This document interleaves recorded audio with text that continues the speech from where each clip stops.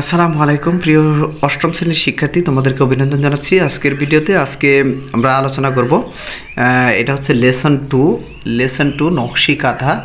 Lesson 2 এর হচ্ছে page number 5 number পৃষ্ঠার যে ডি অংশ, এটা নিয়ে আলোচনা করব। এর আগে আমরা সি অংশ পর্যন্ত শেষ করেছিলাম। আজকে আমরা ডি, এইখানে একটা কোয়েশ্চেন দেওয়া আছে, গ্যাপ দেওয়া আছে, এটা নিয়ে আমরা আলোচনা করব। ওকে, এখানে বলছে complete the sentences with clues given. নিচে যে ক্লু দেওয়া আছে, শব্দ দেওয়া আছে, এইগুলো দিয়ে সেন্টেন্সগুলো পরিপূর্ণ করার জন্য দেয়ার আর মোর ওয়ার্ডস দ্যাট নেসেসারি। এই বক্সের মধ্যে কিছু ওয়ার্ড দেওয়া আছে যেগুলো প্রয়োজন নেই বা অতিরিক্ত কিছু ওয়ার্ড দেওয়া আছে। ওকে, এখানে যেমন বক্সের মধ্যে দেওয়া আছে Bengali, patterns, embroidery, years, fashion, art, rural, designs, quilt, নকশা। ওকে, শব্দগুলো একদমই পরিচিত। উপরের প্যাসেজ তোমরা আগের ভিডিও দেখলে বুঝতে পারবে, উপরের টেক্সটে এই শব্দগুলো দেওয়া আছে। এখানে যেহেতু একাধিক শব্দ হতে পারে এবং একই শব্দ একাধিকবার ব্যবহার হতে পারে। ওকে, দেখি আমরা 1 নম্বরে দেওয়া আছে নকশা মিন্স আর্টিস্টিক। আমরা জানি প্যাসেজে এই অংশটা দেওয়া আছে, কিন্তু এই যে আর্টিস্টিক প্যাটার্ন। ওকে, আর্টিস্টিক প্যাটার্ন, এই যে এখানে দেখো আর্টিস্টিক প্যাটার্ন। ওকে, তাহলে আমরা এখানে দিতে পারি, এখানে একদম সরাসরি চলে আসে নকশা মিন্স আর্টিস্টিক প্যাটার্ন। এরপরে কোয়েশ্চেন নাম্বার 2 এ যেটা দেওয়া আছে the name was taken from, অর্থাৎ এই যে নকশা, এই শব্দটি নেওয়া হয়েছে বেঙ্গলি ওয়ার্ড থেকে, বাংলা ওয়ার্ড নকশা থেকে। ওকে, তাহলে প্রথম অপশানে বেঙ্গালি এবং দ্বিতীয় অপশানে আমরা নকশা দিয়ে দিব। এরপরে question number 3 the art has been practised in, এটা এই মানে চর্চা হচ্ছে বা প্র্যাকটিস হচ্ছে, এই আর্টগুলো বা এই শিল্পগুলো চর্চা হচ্ছে কখন, কোথায়? রুরাল, বাংলাদেশের যে গ্রামের এলাকা, প্রত্যন্ত এলাকাতে হচ্ছে, চর্চা হচ্ছে। ফর কতদিন যাবত, এখানে ফর তোমরা জানো যে সিন্স, ফ্রম থাকলে নির্দিষ্ট সময় এবং ফর থাকলে অনির্দিষ্ট সময়, অর্থাৎ বছরের পরে বছর, কখন থেকে কখন এরকম নির্দিষ্ট সময় নেই, তাই আমরা এখানে ইয়ার্স দিয়ে দেবো। ওকে, বছরের পরে বছর। ওকে, এরপরে কোয়েশ্চেন নাম্বার 4 নকশি কাঁথাস আর নাও সোল্ড ইন। নকশি কাঁথাগুলো এখন বর্তমানে বিক্রি হচ্ছে কোন ধরনের দোকানগুলোতে? তাহলে যেহেতু এগুলো নকশা করা জিনিস, তার মানে এগুলো অবশ্যই এই যে ফ্যাশনেবল যে সবগুলো রয়েছে, বিভিন্ন ফ্যাশন জাতীয় কাপড় চোপড় বিক্রি হয়, এই টাইপের দোকানে কিন্তু এটা পাওয়া যাবে। তাহলে আমরা এখানে দিতে পারি ফ্যাশন শপ। ওকে, এরপরে কোয়েশ্চেন নাম্বার 5 নকশি কাঁথাস আর ইন গ্রেট ডিমান্ড।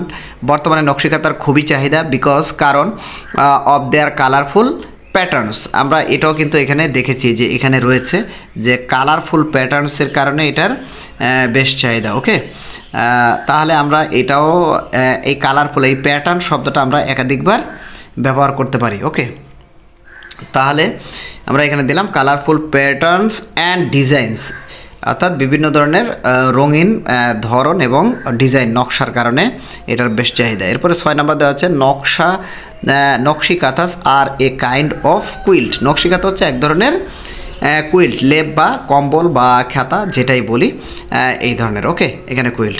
তাহলে আশা করি বুঝতে পেরেছো এই অপশানটি।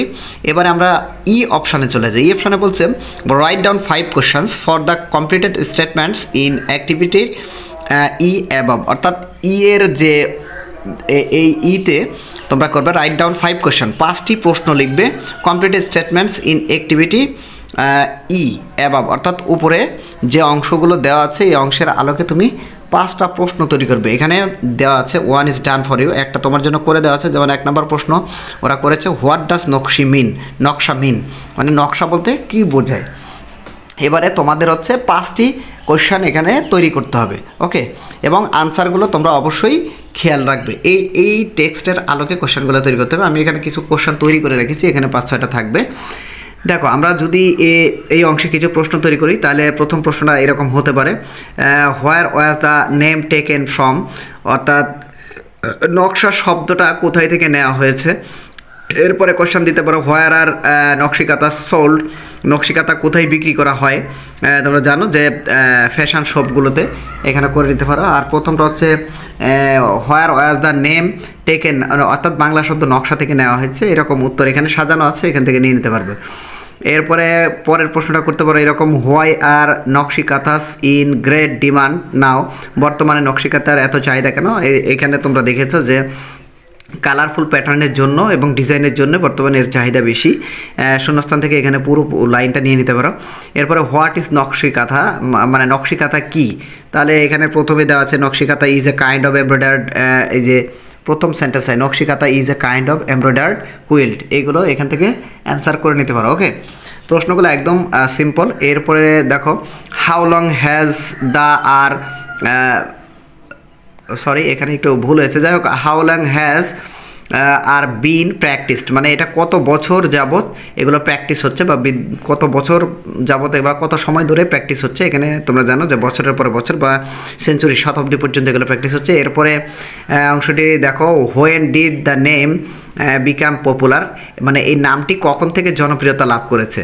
তোমরা জানো এই যে এখানে রয়েছে যে আফটার, এই যে এখানে রয়েছে যে আফটার দ্য পোয়েট জসিমউদ্দিনস পোয়েম নকশিকাতার মাঠ was published in 1929 became popular.